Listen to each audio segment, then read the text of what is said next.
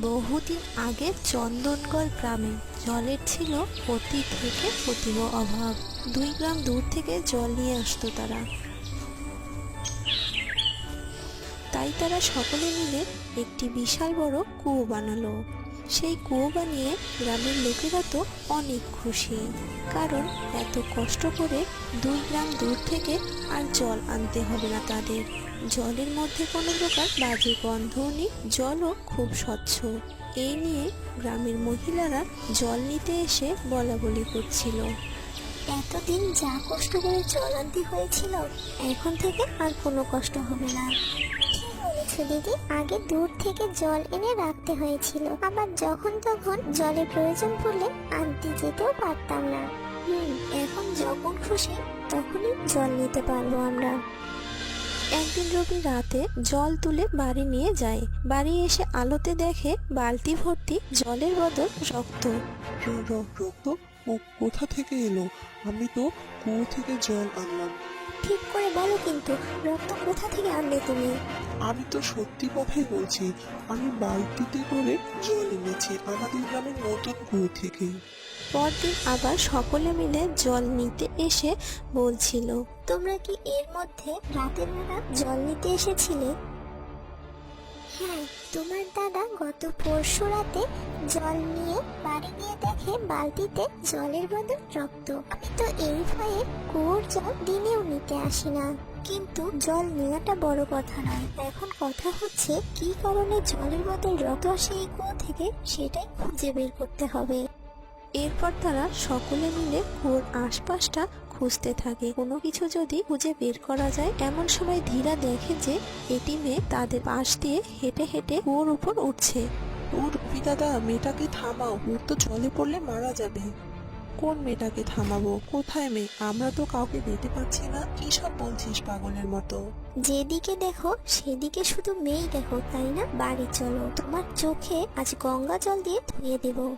এমন সময় কুয়ো পাহাড়ের চৌকিদার আসে। দেখে যে গ্রামের লোকেরা সবাই একসাথে।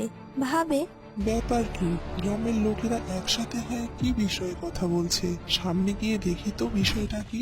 এই বলে চৌকিদার গ্রামের লোকের কাছে যেতেই ধীরা বলে, কানাই কাকা, এখানে এত কাণ্ড হয়ে গেল আর তুমি নিশ্চিন্ত মনে ঘুরে বেড়াচ্ছ। কি হয়েছে? আমি তো কিছুই বুঝতে পারছি না, বিষয়টা খুলে বলো তো। কাকা, এই কুয়োতে রাতে জল তুলে বাড়ি নিয়ে গিয়ে দেখি জলের বোতল রক্ত। এই বিষয়ে তুমি কি কিছু বলতে পারবে?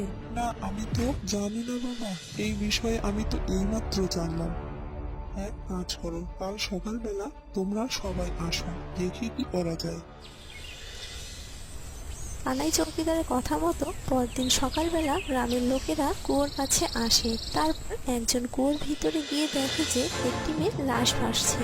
ও রবি দাদা, ও ধীরে দাদা, এখানে তো একটি মেয়ের লাশ, মাথা আর দেহ আলাদা হয়ে পড়ে ভাসছে। তারপর গ্রামবাসীরা সেই মরা দেহটিকে তুলে সৎকার করে আর ভাবে যে এরপর আর কোনো সমস্যা হবে না হয়তো। এরপর ধীরা আবার রাতে যায় কুয়ো থেকে জল তুলতে। কুয়ো থেকে জল তুলতেই দেখে বালতি ভর্তি জলের বদল রক্ত।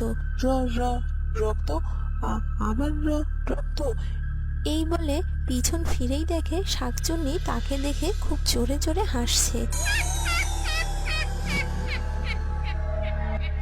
তুই আমার প্রথম শিকার, তোকে আমি মেরে আমার দাস করে রাখবো। এই বলে ধীরাকে কুয়োতে ফেলে দেয়। এমন সময় একটি ছেলে ঝোপের আড়াল থেকে এসব দেখে আর এক দৌড়ে গ্রামের ভিতরে গিয়ে বলে, কে কোথায় আছো? ধীরা দাদাকে শাকচুন্নি কুয়োতে ফেলে দিয়েছে, তোমরা তাড়াতাড়ি চলো। কিন্তু ওর কথা কেউ বিশ্বাস করে না। বলে, পাগলের মতো কথা বলছিস কেন? মদ খেয়েছিস? মাতলামি করছিস? এমন সময় সবাই একটি অট্টহাসি শুনতে পায়। ধীরার মতো করে আমি গ্রামের সবাইকে মেরে ফেলবো আর আমার গোলাম বানিয়ে রাখবো। হা হা হা। তোমার কথা মতো আমি কাজ করব, তুমি শুধু আদেশ করো। গ্রামের লোকেরা ঝোপের আড়াল থেকে এসব কথা শুনে ভয়ে কাঁপতে থাকে। এরপর তারা গ্রামে ফিরে আসে। আর সকলে একই কথা বলতে থাকে, আমাদের কিছু না কিছু করতেই হবে, নয়তো শাকচুন্নির হাতে আমাদের প্রাণ দিতে হবে। গ্রামবাসীরা মিলে এক সাধু বাবার কাছে যায়। সেই সাধু বাবাকে কুয়ো বানানো থেকে শুরু করে ধীরাকে মারা পর্যন্ত সব ঘটনা বিস্তারিত বলে। সবকিছু শুনে সাধু বাবা বলে, এটা একটি শাকচুন্নি হচ্ছে, সে মানুষের ওপর বদলা নিতে চায়। আর সব থেকে বড় কথা, ওই শাকচুন্নি তোমাদের কুয়ো পাহারাদার কানাই চৌকিদারের মেয়ে। কিছুদিন আগে ওকে কেউ বা কারা মেরে ফেলেছে, কিন্তু কানাইয়ের মেয়ে জানে না কে তাকে মেরে ফেলেছে, তাই ও গ্রামের সকলকেই মারতে চায়। কিন্তু ওকে তো কোনো না কোনো উপায়ে থামাতে হবে। আমরা ওকে কিভাবে থামাতে পারবো? ওই শাকচুন্নির সব শক্তি আছে ওর হাতে থাকা কাটা মাথার খুঁড়িতে। কোনোভাবে যদি ওর হাত থেকে মাথা আলাদা করে গঙ্গা জল ঢেলে দেওয়া যায়, তবেই ওই শাকচুন্নি মুক্তি হবে। সাধু বাবার পরামর্শ পেয়ে গ্রামের লোকেরা একসাথে কুয়োর কাছে আসে আর দেখে যে শাকচুন্নি তাদের দেখে খুব জোরে জোরে হাসছে। সবাই একসাথে মরতে চাস? কেউ কাউকে ছাড়া থাকতে পারবি না বুঝি, তাই একসাথে মরতে এসেছিস। ধীরা, এদের সবাইকে এক্ষুনি মেরে ফেল। নীলা ধীরার সামনে এসে বলে, ওগো, আমি তোমার একমাত্র বউ, তুমি আমাদের কাউকেই মারবে না।